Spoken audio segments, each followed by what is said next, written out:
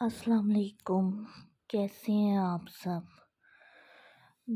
میرا نام مہنور ہے اور آج ہم پھر روحانیت پہ بات کریں گے۔ جیسا کہ ہمارے پچھلے ٹاپکس کافی دنوں سے روحانیت پہ جانوروں کی چل رہے تھے، تو میں نے بیچ میں ویڈیوز نہیں بنائی، شارٹس بنائی ہیں۔ کبھی من نہیں بھی ہوتا تو آپ شارٹس پہ بھی کمنٹ اور لائک شیئر کیا کریں۔ شارٹس میں بناتی رہتی ہوں ڈیلی، آپ شارٹس بھی دیکھا کریں۔ تو ہمارا ٹاپک تھا آج شعر پہ، تو میں آج آپ کو شعر کے روحانی اسپیکٹس بتاؤں گی، روحانیت کی، اس کی وہ کیسا اینیمل ہے، اس کے کیا پازیٹیو نیگیٹیو اسپیکٹس ہیں۔ تو شعر تو سب کو معلوم ہے جنگل کا راجہ ہوتا ہے۔ جنگل ایک ایسی جگہ ہے جہاں درند چرند پرند ہر طرح کے جانوروں کا جگہ کو جنگل کہتے ہیں۔ تو جنگل ایک ایسی جگہ ہے جس کا کنٹرول ایسے کے پاس ہی ہونا چاہیے جو بہت طاقتور، مضبوط اور بہت پاورفل ہو، تو جو اس کی حکومت ہو۔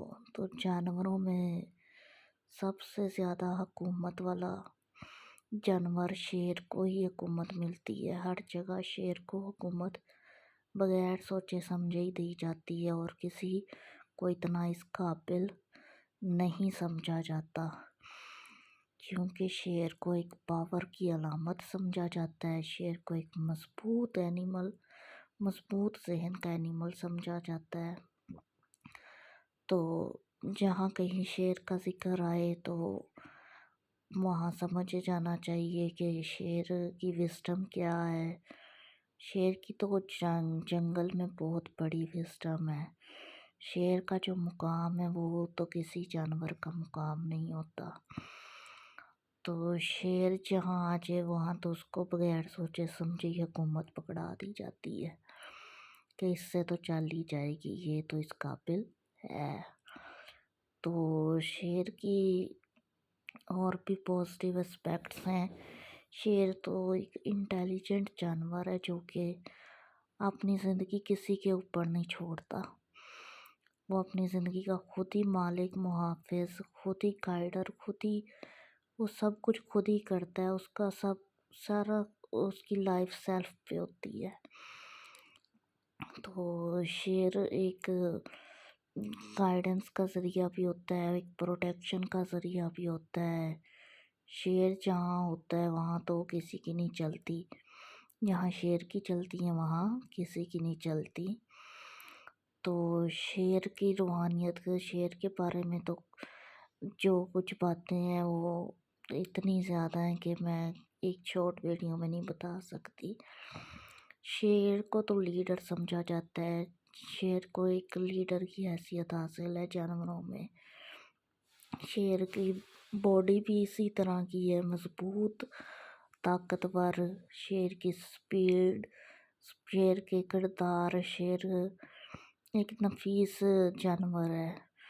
جہاں شیر اپنی باہیں پھیلا کے بیٹھ جاتا ہے تو اس سے بھی ڈرا جاتا ہے، چاہے وہ کسی کو کچھ نہ کہے، چاہے اس کو کوئی تنگ نہ کرے یا وہ کسی کو تنگ نہ کرے، اس کو کچھ بھی آرام سے بیٹھے کوئی شیر سے بھی ڈرا جاتا ہے۔ اتنی اس کا اتنا ڈر اور اس کی اتنی طاقت کا ڈر ہے کہ اس چپ چاپ شیر سے بھی ڈرا جاتا ہے۔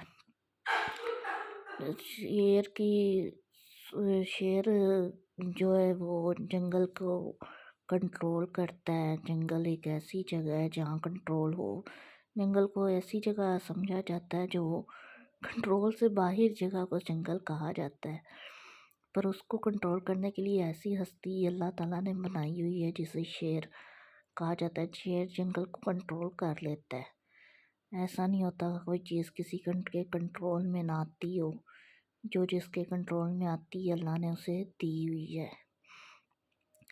تو شیر کی دھاڑی ایک ایسی چیز ہے جس سے پورا جنگل خوف زدہ ہو جاتا ہے، جس سے پتہ چل جاتا ہے کوئی ایگزسٹنس ہے کسی کی۔ شیر کی دھارنا، شیر کی آواز سے ہی پتہ چل جاتا ہے کہ کوئی بھی اس کی مرضی کے بغیر جنگل کو رول نہیں کر سکتا۔ اس کی آواز میں ہی اتنا زور ہوتا ہے، زورآور آواز ہوتی ہے۔ اور شیر کی غذا ہی ایسی غذا ہوتی ہے جو شیر کو سب سے منفرد بناتی ہے۔ کہا جاتا ہے نا، شیر کبھی گھاس نہیں کھاتا، تو شیر واقعی کبھی گھاس نہیں کھاتا، مر تو جاتا ہے گھاس وہ پھر بھی نہیں کھاتا۔ شیر کو اپنے آپ کو نیچا کہیں پہ بھی نہیں دکھایا جاتا۔ شیر کی غذا ہی جانور ہوتے ہیں، خالص غذا ہوتی ہے جو جانور کھاتا ہے اس سے ہی اسے طاقت ملتی ہے۔ اس کے نشو و نما کا ذریعہ ہی وہ جانور ہوتے ہیں جنہیں وہ کھاتا ہے، جو اس کی غذا ہوتی ہے وہی غذا اسے طاقت بخشتی ہے۔ شیر کو کبھی پالا نہیں جاتا، شیر پالنے کے لیے بھی شیر بننا پڑ جاتا ہے۔ شیر کو کبھی نہیں پالا جاتا، شیر کہیں پہ بھی نہیں پالا جاتا۔ جو لوگ کہتے ہیں نا ہم نے شیر پالا ہے، یہ وہ بھی اندر سے خوف زدہ ہی ہوتے ہیں، کب اس نے ہم پہ شکار کر لینا ہے ہمیں۔ تو شیر کا شکار سب سے مشہور ہے۔ شیر ایسے داؤ پیچ سے شکار ہر کسی جانور کو بھی کر لیتا ہے، چھوٹا ہو بڑا ہو، ہاتھی ہو، بڑے آکار کا جانور ہو، جتنا مرضی اس کے وجود ہو، شیر اس کا شکار کر ہی لیتا ہے۔ شیر کی حیثیت جو جنگل میں ہے وہ کہیں اور بھی ہو شیر تو اس کی وہی حیثیت رہتی ہے۔ کہتے ہیں نا سویا ہوا شیر بھی شیر ہی ہوتا ہے، تو سوئے ہوئے شیر سے بھی لوگ خوفزدہ ہی ہوتے ہیں، شیر جانور گھبراتے ہیں۔ شیر کو یہ کتے کبھی گھیراؤ میں ڈالنے کی کوشش کرتے ہیں، نیچے جانور شیر کو قابو کرنے کی کوشش کرتے ہیں، کتے، ولف، گیدڑ، پاس بھی اس کے بیٹھ کے اس سے گائیڈنس لے رہے ہوتے ہیں، اور اسی سے اکثر آپ کو کارٹونز فلموں میں دکھایا جاتا ہے کہ گیدڑ شیر کے پاس آ کے بیٹھے ہوتے ہیں، تو جو رہنمائی اس سے لیتے ہیں وہی اس پہ چلانے کی کوشش کرتے ہیں، پھر بھی ناکام ہوتے ہیں۔ تو شیر کی صحبت میں بیٹھنے والے جانور بھی اس کے ساتھ سمارٹ بننے کی کوشش کریں، تب بھی وہ خود ہی اپنے بلبوتے پہ ہی اپنے بھی کلہاڑی مارتے ہیں۔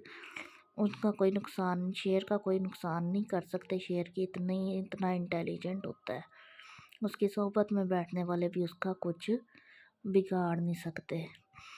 تو شیر کے لیے جو ہے نا اس کا مقابلہ اس کے ساتھی شیر بھی نہیں کر سکتے۔ جو ایک رولنگ شیر ہوتا ہے نا، اس کے ساتھی شیر بھی اس کا مقابلہ نہیں کر سکتے۔ ایک شیر اگر رول کر رہا ہے تو ساتھی شیر بھی اس سے کنٹرول نہیں لے پاتے۔ شیر کا ایک پورا خاندان ہوتا ہے، شیر اپنے پورے خاندان کو لے کے چل رہا ہوتا ہے، خاندان میں شیرنیوں کی حفاظت بھی شیر کر رہا ہوتا ہے۔ شیر اپنے بچے بھی شیر کا بچہ بھی ہو تو اس سے بھی پورا جنگل خوفزدہ ہوتا ہے کہ یہ تو شیر کا بچہ ہے۔ تو شیر کے بچے کا اتنا ڈر ہوتا ہے تو شیر کا سمجھے کتنا ڈر ہوگا۔ تو شیر کو پالنے والا جانور نہیں رکھا جا سکتا، اور شیر کو کہا جاتا ہے اس کی روحانیت میں کہ اس طرح کے جانور گھر میں نہیں، درندہ صرف جانوروں کو گھر میں نہیں رکھا جا سکتا، اس سے نیگیٹو انرجیز آتی ہیں۔ آپ کو نیگیٹو اسپیکٹس بتاتی ہوں شیر کے، اس سے نیگیٹو انرجیز گھر میں آتی ہیں۔ درندہ صرف جانوروں کو جن کی فطرت ہی پالنے والی نہیں ہوتی، ان کو اگر پالنے کے لیے گھروں میں رکھا جائے تو وہ گھر نہیں آباد ویسے نہیں ہوتے جیسے کہ نارمل گھر ہوتے ہیں، ان گھروں میں خرابی پیدا ہو جاتی ہے جہاں پہ اس طرح کے شیروں جیسے جانور رکھے جاتے ہوں۔ شیر کی غذا اتنی ہیوی ہوتی ہے کہ وہ کوئی افورڈیبل نہیں کر سکتا، اس کو ٹائم ٹو ٹائم اپنی غذا چاہیے ہوتی ہے، اسی لیے شیر ہمیشہ جنگلوں میں ہی پایا جاتا ہے موسٹلی۔ जो कहते हैं ना, हमने शेर को ट्रेन कर लिया। अक्सर सर्कस में ये कहा जाता है कि शेर ट्रेन हो जाता है, हम शेर को ट्रेन कर लेते हैं। वो तो इंसान को अफसल मखलूक को इसीलिए कहा जाता है कि उस इंसान तो कुछ भी कर सकता है, इंसान शेर से भी ज़्यादा इंटेलिजेंट मखलूक है। तो वो तो ट्रेनिंग के ज़रिए शेर को ट्रेन कर ही लेता है, सर्कस में भी शेर को। तो वो तो इंसान के बारे में अगर रूहानियत इंसान की बताई जाए तो इंसान तो बहुत अशरफुल मखलूक़ात है, वो कर सकता है। वैसे शेर की जो अपनी अपना रुतबा है शेर का, अपनी सराउंडिंग्स में, उनसे शेर नहीं काबू हो सकता। तो शेर के टीथ इतने शार्प होते हैं, उसका उसके जान दांत इतने ताकतवर होते हैं कि वो मिनटों सेकंडों में अपने शिकार के चीर फाड़ कर लेता है। शेर के वार करने का अंदाज भी बड़ा मुनफरद होता है। शेर वो ऐसी कमज़ोरी से, जानवर की कमज़ोरी की जगह से पकड़ लेता है जहाँ से उसकी कमज़ोरी होती है। तो शेरों को घरों में नहीं पाला जाता, दूसरे जानवरों की तरह शेर भी अल्लाह का ज़िक्र करता है। अक्सर हमारे घर के पास चिड़ियाघर था, वहाँ पे शेर हुआ करता था। तो हमारे घर तक आवाज़ आया, वो घर के पास था, तो घर तक फजर के टाइम आवाज़ आती थी शेर के दहाड़ने की। शेर अल्लाह की आवाज़ें निकालता होता था। तो शेर तो हम जाग जाया करते थे। शेर की आवाज़ से ही पूरा जंगल जाग जाया करता है। शेर फजर के टाइम ज़रूर बोलता है, आवाज़ निकालता है, दहाड़ता है। शेर अल्लाह का ज़िक्र भी करता है। शेर को जो शेर पे कार्टून्स भी बनते रहे हैं बच्चों के, सिम्बा द लायन किंग, वो मैं आपको सजेस्ट करूँगी कभी देखना, बहुत अच्छे कार्टून्स होते हैं। हाँ, शेर की विज़डम पे हैं, फिल्म्स भी हैं शेर की विज़डम पे।